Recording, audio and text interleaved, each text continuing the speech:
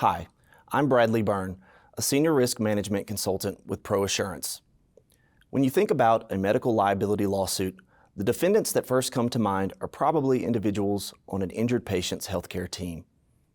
But hospitals, medical groups, and other healthcare entities, including physician employers, can be held directly liable for their own negligence that causes or contributes to patient injuries.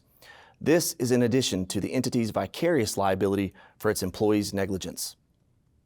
Direct negligence claims against healthcare entities and employers are usually associated with negligently hiring or credentialing, training, supervising, or retaining an employee or contracting physician, inadequate or poorly enforced policies and procedures, and failure to maintain safe facilities and equipment. The analysis of healthcare entity direct negligence in a medical liability setting is no different than any other standard negligence analysis of duty, breach, causation, and damages. However, the allegations are generally associated with failures in the administrative process pertaining to promulgating and enforcing policies and procedures. It can be helpful to focus risk reduction strategies on the particular type of direct liability allegation and then ensure policies and procedures are in place that can reduce the chance of patient injury caused by these entity-controlled factors.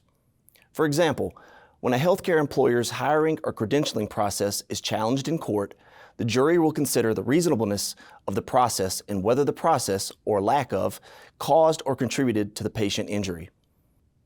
It is therefore important to have appropriate hiring and credentialing policies and protocols in place and to follow those protocols. Similarly, once individuals are hired or credentialed, the entity has a continuing duty to ensure they are qualified to provide the patient care for which they have been hired or granted privileges.